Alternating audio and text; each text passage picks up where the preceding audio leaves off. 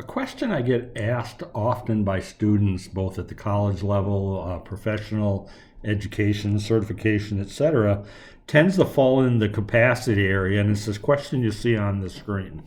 Of my 100% capacity, how much should I book? Lots of different opinions on that one. I've heard everything from 90% max to 80% to 85%. Something magical happens, it seems like, the more we book our factories closer to 100% capacity. It seems like we have a hard time moving stuff around. It's almost like we're in a situation where we haven't broken any of the laws for occupancy in a hall or an event hall, but there's a maximum number of people you can have in there. But at some point, even before you get to that number, it just gets real hard to move around because there's so many people in the room. Kind of have the same thing with too many orders in the factory floor. For myself, I tend to fall into the category of 3 times the scrap rate. And again, this is just a Chuck opinion here, but I find myself, if we've got a 5% scrap rate, then I need to leave 15% out of 100% and only book 85%. Reason being is this right here. The 5% that I scrap, I'm going to have to rebuild, so I need to leave room for that 5%. Okay.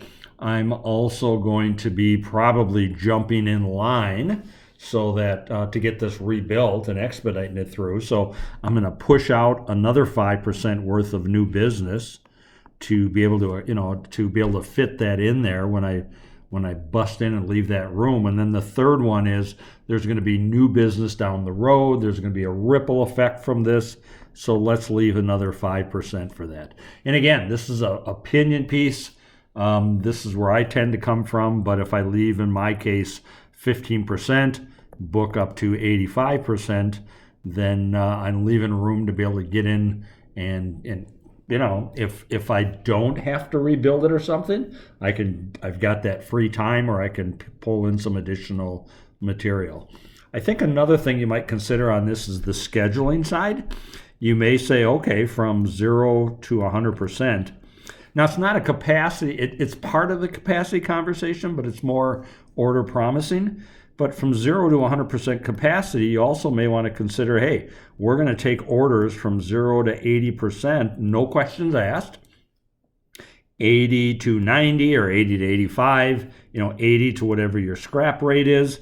You may say, we'll take the order contingent on sales, manufacturing, supply chain, getting together and making sure they got materials and resources to do it.